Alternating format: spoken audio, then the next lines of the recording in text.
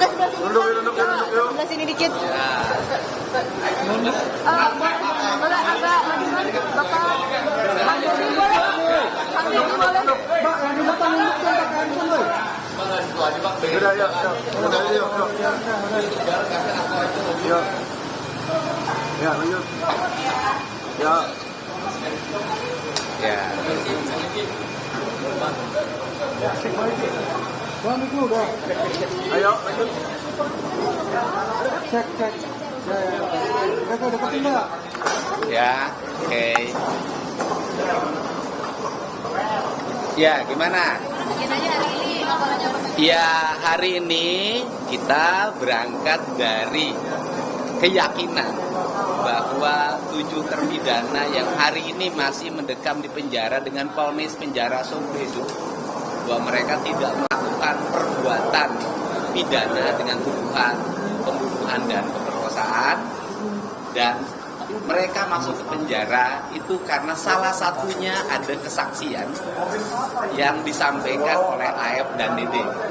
Nah, kesaksian AF dan Dede inilah yang membuat mereka masuk penjara, sehingga hari ini kami, ini sama teman-teman kuasa hukum Feradi dan kemudian dari keluarga terpidana datang ke Mabes Polri untuk kembali menguji kesaksian AF dan Dede itu. Apakah kesaksiannya benar atau palsu? Untuk itu, ini adalah bagian dari cara kita membebaskan 7 terpidana yang hari ini masih mendekam di penjara setelah Peggy Setiawan terbebas melalui putusan pra-peradilan di Pengadilan Negeri Bandung.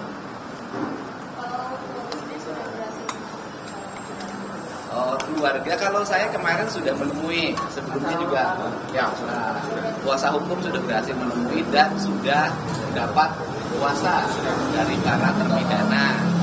Dan terpidana kemarin ada hal yang unik yang disampaikan pada kami, ya kan? Hal yang unik pertama adalah saudara Ucil atau Ripaldi sebelumnya kan ditangkap bukan karena kasus pembunuhan, tetapi kasus membawa senjata tajam. Senjata tajamnya itu jenisnya mandau, bukan samurai. Dan kemudian di pengadilan itu mandau itu disebut samurai. Yang pertama. Yang kedua, bahwa para terpidana kemarin menyampaikan pada kami mereka ditangkap di depan SMP 11 oleh unit narkoba dipimpin oleh Ibtu Rudiana, sekarang mungkin waktu itu Ibda ya. Kemudian dimasukkan ke unit narkoba dan mengalami berbagai penyiksaan. Setelah itu mereka disodorkan berita acara yang harus ditandatangani. Kemudian mereka juga menyampaikan bahwa batu dan bambu yang disebut di pengadilan adalah balok, padahal itu bambu. Itu disiapkan oleh saudara Jaya dan saudara Sudirman yang waktu itu disuruh nyari bambu dan batu untuk sebagai alat bukti. Nah, kemudian yang berikutnya adalah saya mengajak pada semua, kita ini sekolah rata-rata S1, S2 dan S3, bahkan mungkin banyak yang profesor. Kita ini hari ini terkecoh oleh satu orang yang kesurupan namanya Linda.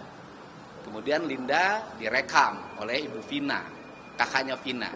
Kemudian diserahkan ke Ibtu Rudiana. Linda itulah yang menyampaikan bahwa ada pemerkosaan dan pembunuhan oleh 11 orang. Dan kemudian itu orang kesurupan yang nyampe ke 11 orang itu. Kemudian 3 orang yang dinyatakan DPO itu dan 2 orang di-delete ya, dianulir oleh Polda Metro Jaya, Polda Jabar itu berdasarkan keterangan Sudirman yang sekolahnya 17 tahun baru lulus SD. Artinya tidak naiknya 4 kali. Dan kita tahulah Sudirman tidak memiliki kapasitas daya pikir yang cukup untuk memberikan penjelasan hukum yang berakibat pada terpenjaranya orang lain. Dan Sudirman saya yakin kalau ditanya hari ini beda lagi. Ini yang terjadi. Ya sudah inkrah kan memang proses hukumnya sudah dijalani. Saya katakan hukum formalnya kan sudah inkrah. Yang saya perjuangkan adalah hukum esensial, hukum substansial, dan hukum kebenaran yang sejati. Dan itu masih ada ruang, namanya PK. Dan ini adalah para kuasa hukum yang akan memperjuangkan PK-nya. Dan laporan ke Mabes Polri bagian dari upaya PK hukum kita. Silakan.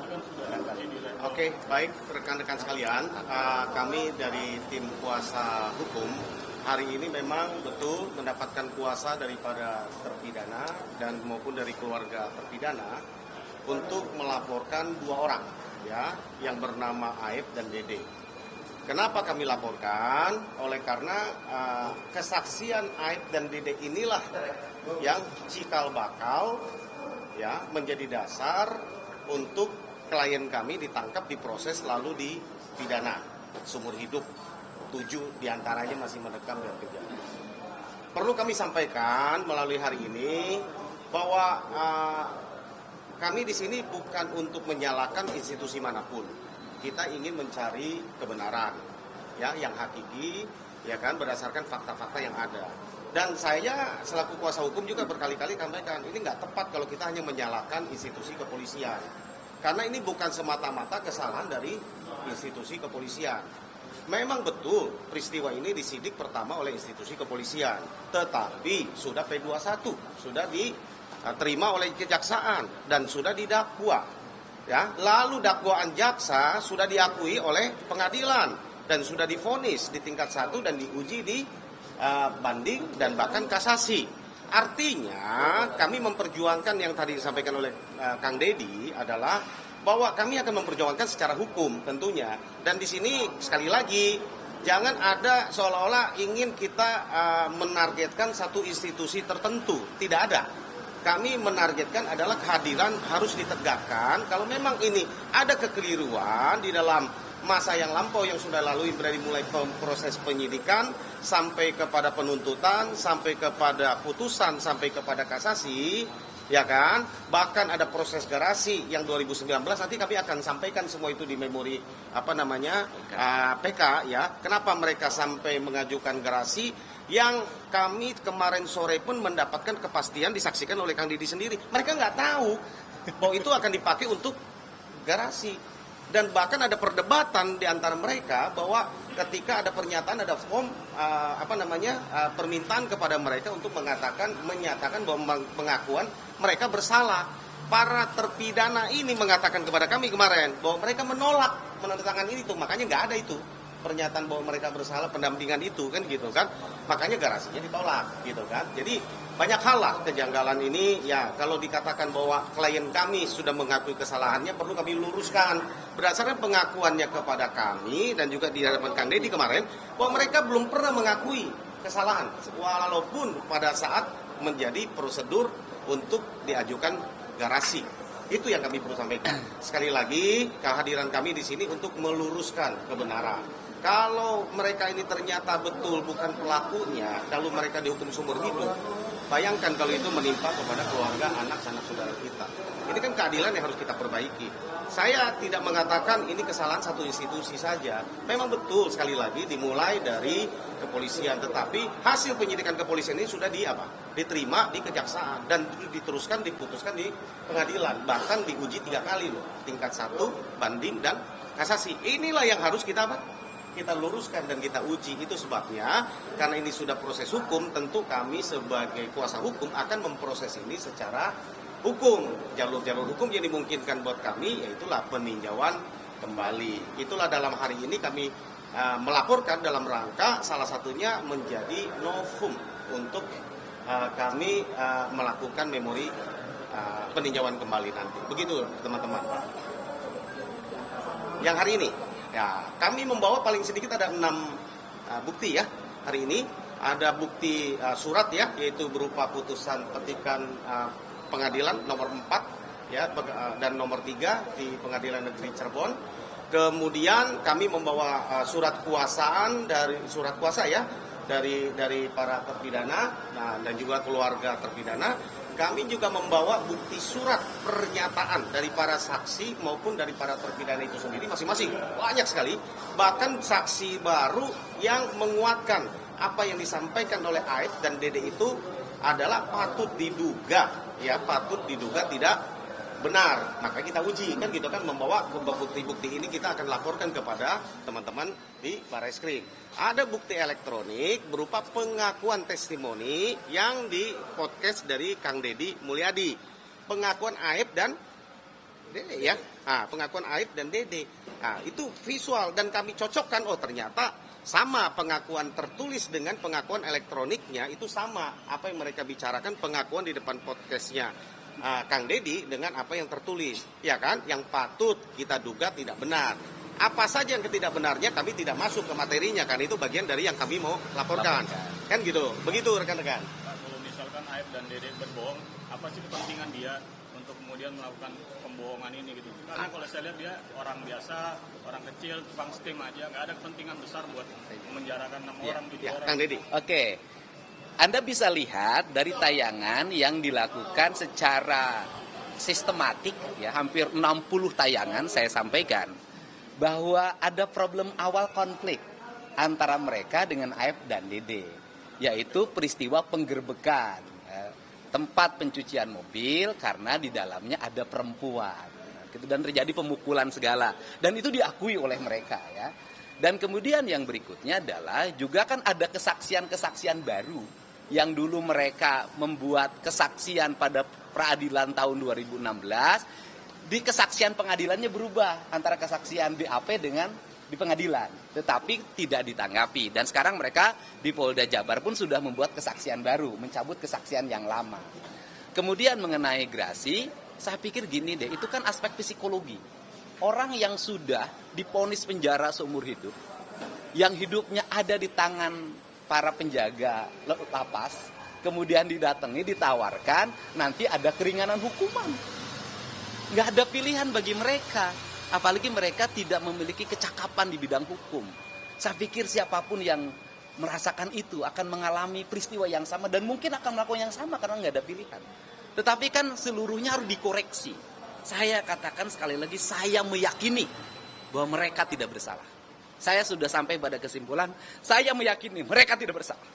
Kenapa saya tampil di sini? Karena saya ingin membela yang tidak bersalah, memberikan ruang dan jalan agar mereka terbebas. Tidak boleh negara ini menghukum orang yang tidak bersalah, kan gitu. Dan ini saya udah bicara dengan keluarganya, dan saya sampaikan di sini bahwa kekeliruan dalam pandangan kami atau peradilan yang sesat ini, pada akhirnya andai kata mereka terbebas dari hukuman dengan PK, mereka sudah ngomong tidak akan menuntut apapun pada negara.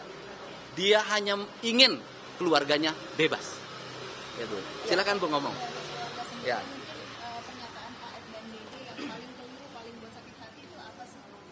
Ya kan, ya kesaksian palsunya Mbak. Karena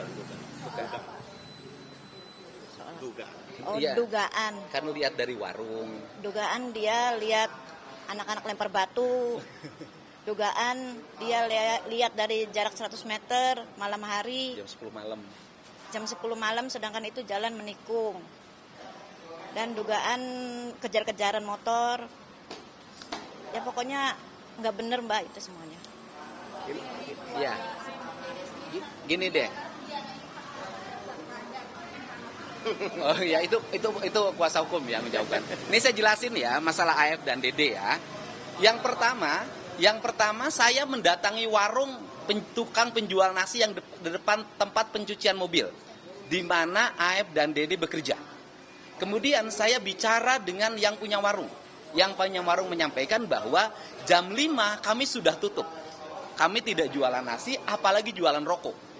Kemudian, hampir seminggu yang lalu saya bertemu dengan pemilik warung Madura. Saya undang ke rumah, dia bicara dan membantah. Tidak ada peristiwa kejar-kejaran, tidak ada peristiwa pelemparan. Jarak antara gang depan SMP 11 dengan warung itu hampir 100 meter, jam setengah 10 malam. Dan bahkan dia memberikan ilustrasi, andai kata ada pelemparan, kan saya di situ lihat. Andai kata ada kejar-kejaran, kan saya di situ lihat. Dan kemudian apabila ada mayat di bawah atau korban di bawah dari flyover ke belakang tempat pencucian mobil, dia harus lihat dan tidak melihat. Dan saya katakan yang paling menarik adalah peristiwanya terjadi di belakang tempat pencucian mobil. Itu di situ ada kebun kacang. Di kebun itu nggak ada bekas lapak kaki orang, yang 11 orang itu terjadi pemerkosaan dan pembunuhan. Nah dari situ bisa terlihat ya, apalagi kapal yang 3 ini saya katakan itu makin fiktif saya katakan. Untung Sudirman tidak menyebutkan 30 orang. Kalau menyebutkan 30 orang repot lagi itu nanti polisi nyari. Pidana pembuktiannya kan bukan hanya keterangan saksi, tapi ada bukti-bukti lainnya. Lantas kenapa hanya AM dan DD aja yang dipersoalkan? Gitu? Loh, pertanyaan saya adalah apakah ketika vonis dijatuhkan ada bukti mereka membunuh? Pastinya ada, Pak. Nggak ada. Karena dari semua level itu. Tidak ada buktinya, hanya kesaksian AFDD dan RT Pasren dan Ahmad Abdul Kahfi. Muhammad Abdul Kahfi. Alat bukti yang bentuk samurai nggak ada sidik jarinya. Itu dan perkara lain. Dan itu disebutnya bukan samurai, mandau. Kemudian batu tidak ada sidik jarinya. Kemudian balok nggak ada balok, yang ada bambu, nggak ada sidik jarinya. CCTV buka, nggak ada CCTV buktinya. Kalau itu Rudiana kenapa nggak ikut dilaporin ya? Baik. Ya. Nah itu kuasa hukum. Baik rekan-rekan sekalian, yang tadi disampaikan Kang Dedi tentang motif Aib dan Dede, ya kita serahkanlah ke penyidik. Ini kan baru dugaan kami bahwa ada kesakit-hatian ya berdasarkan investigasi mandiri yang dilakukan oleh Kang Dedi, ya kan? Secara hukum patut diduga. Sekali lagi ya, makanya kami yakini bahwa ini ya silakan aja diuji bukti-bukti yang kami hadirkan ini. Apakah siapa-siapa lagi yang akan kami laporkan sepanjang bisa mengungkap kasus ini untuk terang benderang, ya kan? Karena ini sekali lagi melibatkan sampai ke putusan yang sudah inkrah, bukan hanya kepolisian, kan kita mesti koreksi semua nih, kan gitu kan? Harusnya kan kalau dari awal penyidikannya salah, jaksa jangan terima dong, jangan P21, kan gitu kan? Begitupun pengadilan. Jadi menurut saya sekali lagi, janganlah institusi seolah-olah kita ditabrakkan dengan institusi. Tidak ada keinginan kita untuk menyalahkan institusi. Ini mungkin oknum-oknum secara secara manusia saat itu mungkin ya kami nggak tahu bagaimana kebolongan dalam sistem ya yang kami sebut. Bapak Ibu sekalian, ya rekan-rekan, siapa-siapa lagi yang akan kami laporkan, ya tunggulah ya. Kami masih akan mengkaji menganalisa secara kronologis ya. Ya, memang ya sekali lagi penyebab ini semua rangkaian peristiwa ini kalau ditanya menyangkut Ibtu Rudiana ya, menyangkut dari sesudah mendapatkan dari Linda ya, Linda. Lalu pengakuan dari Aib dan Dede, lalu Ibtu Rudiana ini melakukan tanpa ada LP tanpa ada LP, tanpa ada sprindik, tanpa ada melakukan penyelidikan sendiri, menangkap ya kan 8 orang ya pertama, lalu berkembang menjadi 11 orang di unit narkoba yang tadinya sudah dinyatakan kecelakaan 7 yang ditangkap ya, ada yang dinyatakan sudah kecelakaan tunggal ya kan, lalu sesudah dilakukan menurut pengakuan klien kami nih, kemarin kami konfirmasi kembali di lapas tadi kemarin sore bahwa mereka itu diintimidasi, disiksa secara fisik, ya kan? Oleh siapa? Ya termasuk oleh Rudiana menurut pengakuan mereka. Ya kan gitu kan? Sehingga keterbatasan tidak tahan siksaan menurut pengakuan daripada klien kami, terpidana, Kang Dedi juga dengar kemarin. Iya. Kan gitu kan? Menurut pengakuan mereka bahwa mereka tidak tahan sehingga mereka mengaku, ya kan? Sehingga mengaku lalu baru diserahkan ke Polres untuk disidik, baru bikin LP. Ya, BAP-nya menurut pengakuan para terpidana mereka tidak di BAP langsung tanda tangan. Ini banyak hal-hal yang menurut kami yang kita perlu koreksi. Ya sekali lagi, ini bukan institusi. Ya kita koreksi bersama, buktinya bahwa ini sudah inkrah, kita hargai itu. Ya kan gitu kan, makanya akan menyusun dilaporkan. Kami lihat, kami masih analisa ya, intinya pasti akan ada langkah hukum kami. Bapak kan tadi bilang udah inkrah, berarti kan ini sudah diuji keterangan si Aib dan Dede di level pengadilan negeri, pengadilan tinggi sampai MA, dan di sana itu ada sarjana hukum, ada profesor hukum di sana. Kenapa Bapak tidak percaya dengan keputusan dari mereka itu? Ya, jadi saya bisa jawab gini, itu karena ada saksi baru, ada bukti baru yang kami hadirkan. Kan gitu kan, sehingga kita coba uji, kan gitu kan, kita laporkan, ya gitu, mungkin Kang Dedi. Baik, jadi gini, Anda kan bicara tentang hukum formal ya, diuji di pengadilan negeri, di pengadilan tinggi, di Mahkamah Agung. Pertanyaan saya adalah, apakah manusia dimungkinkan nggak dia ada kelalaian.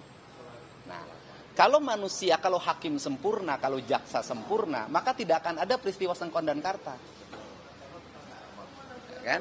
Tidak akan ada. Makanya karena ruang hukumnya masih ada dibuka oleh undang-undang namanya PK, maka kita menempuh cara itu. Dan karena ruang hukum juga dibuka bahwa kesaksian palsu itu adalah tindak pidana, maka kita menguji kesaksian itu melalui institusi Mabes Polri. Dan ini bentuk bahwa kami sangat percaya terhadap institusi Mabes Polri mampu menyelesaikan ini secara objektif. Mungkin soal yang terbaru yang pra-peradilannya Peggy dikabulkan itu, kalau dari Kang Deddy sendiri bagaimana tanggapan? Ya cukup menyambut gembira, dan itu membuat kita lebih bersemangat untuk membantu pembebasan 7 terpidana dan 1 yang sudah bebas, yaitu Sakatata.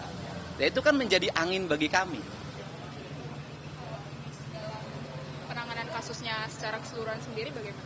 Saya optimis kepemimpinan Pak Kapolri akan mampu bersikap objektif dan akan mengedepankan alat bukti sebagai dasar untuk mengambil keputusan mempidanakan seseorang.